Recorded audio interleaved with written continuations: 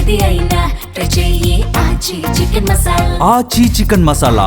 సమ్మె సైరన్ మోగింది. ఆర్టీసీ చక్రం ఆగిపోయింది. 32 డిమాండ్ల సాధన కోసం కార్మిక లోకం పిడికిలి బిగించింది. ఇవన్నీ ఒకవైపు అయితే జనం పడుతున్న అవస్థలు మరోవైపు. తెలంగాణలో ఆర్టీసీ సమ్మె ఎఫెక్ట్ ఎలా ఉందో ఒక్కసారి చూద్దాం. తెలంగాణలో ఆర్టీసీ సమ్మె కొనసాగుతున్న నేపథ్యంలో డిపోలకే బస్సులు పరిమితమైపోయాయి. అద్దె బస్సులు అరకొరగా నడుస్తున్నాయి.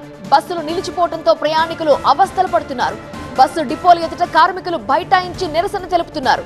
డిమాండ్లు నెరవేర్చాలని ఆర్టీసీ జేఏసీ డిమాండ్ చేస్తోంది. అద్దె బస్సులను ఆర్టీసీ కార్మికులు అడ్డుకుంటున్నారు.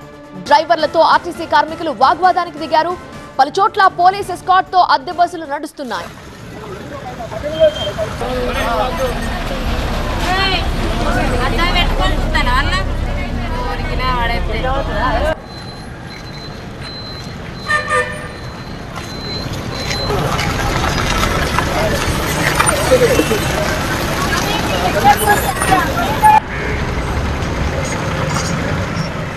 ఆర్టీసీ కార్మికుల సమ్మెతో ప్రత్యామ్నాయ ఏర్పాట్లపై ఆర్టీసీ ఫోకస్ పెట్టింది.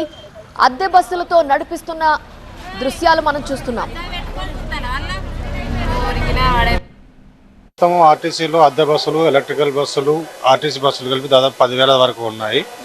ఇప్పుడు ఆర్టీసీ డ్రైవర్లు సమ్మె చేసే బస్సులు దాదాపు ఒక 6,000+ వరకు ఉంటాయి. మిగతా అద్దె బస్సులు అన్నీ కూడా అద్దె బస్సులు కానీ ఎలక్ట్రికల్ బస్సులు అన్నీ కూడా యథావిధిగా నడుస్తూ ఉన్నాయి.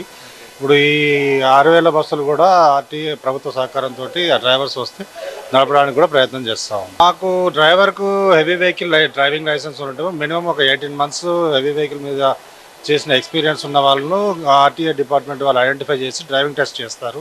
వాళ్ళు ప్రాపర్గా డ్రైవింగ్ చేస్తున్నారా అని చెప్పేసి వాళ్ళు ఎన్ష్యూర్ చేసుకున్న తర్వాత మాకు హ్యాండ్ ఓవర్ చేయడం జరుగుతుంది. వాళ్ళు వచ్చిన తర్వాత వాళ్ళ ద్వారా మేము బస్సులు ఆపరేట్ చేయడం జరుగుతుంది. మరిన్ని వివరాలు ఇచ్చడానికి మా ప్రతినిధి సంపత్ సిద్ధంగా ఉన్నారు కరీంనగర్ నుంచి. సంపత్, కరీంనగర్ లో ఏంటి సిచ్యువేషన్? అద్దె బస్సులతో నడిపించే ప్రయత్నం చేస్తున్నారని తెలుస్తోంది. కరీంనగర్ లో ఎన్ని అద్దె బస్సులు ఉన్నాయి? ఎక్కువ సంఖ్యలో ఉండే ప్రయాణికులకి ఇవి సరిపోతాయా? ఎన్ని రోజులు ఈ విధంగా మేనేజ్ చేయగలుగుతారు?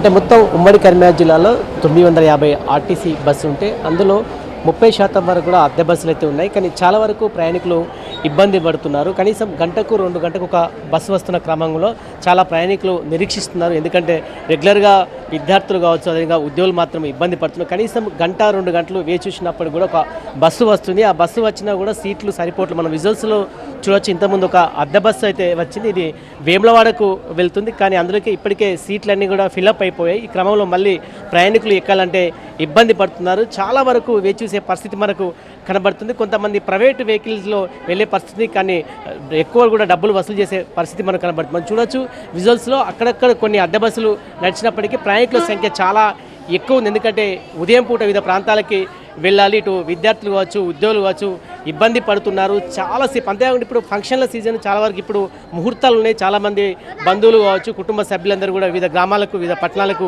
వెళ్తున్న క్రమంలో బస్సులు లేక ఇబ్బంది పడుతున్న ఆర్టీసీ అయితే చెప్తుంది మీకు కొంత అద్దె బస్సులను ఏర్పాటు చేస్తున్నారు. అయితే ఇంకొక ముఖ్య విషయం ఏంటంటే చాలా వరకు డ్రైవర్లు ఉన్నప్పటికీ కండక్టర్లు ఉండట్లేదు. టికెట్ కూడా తీసుకోకుండానే వెళ్తున్నారు. ఎందుకంటే కేవలం బస్సులు నడవాలనే ఉద్దేశంతోనే బస్టాండ్ నుంచి వివిధ ప్రాంతాలకి బస్సులను నడిపిస్తున్నారు. కానీ చాలా వరకు కండక్టర్లు ఉండట్లేదు. మహిళలకే కాదు పురుషులకు కూడా ఉచితంగా టికెట్ ఇచ్చే పరిస్థితి కనబడుతుంది. కొంతమంది ప్రయాణికున్న వారితో నేను ఒకసారి మాట్లాడిస్తాను. అంటే చూడొచ్చు, మనం దాదాపున కూడా చాలా వరకు వేచి చూస్తున్నారు. కనీసం గంట 2 గంటల పాటు కూడా నిరీక్షిస్తున్నారు. అమ్మ, మీరు ఎక్కడికి వెళ్తున్నారు? ఎంతసేపు? ఇప్పుడే వచ్చిన 10 నిమిషాలు అవుతుంది. చాలామంది పుణ్యక్షేత్రాలకు ఇక్కడి నుంచి ఎక్కువ వేములవాడ కూడా వెళ్తుంటారు దైవ దర్శనం కోసము. కానీ బస్సులు దొరకని పరిస్థితి కనపడుతుంది. చాలా వరకు రద్దీ ఉంది. కనీసం ఎక్కడానికి కూడా అవకాశం లేదు, దిగడానికి కూడా అవకాశం లేదు.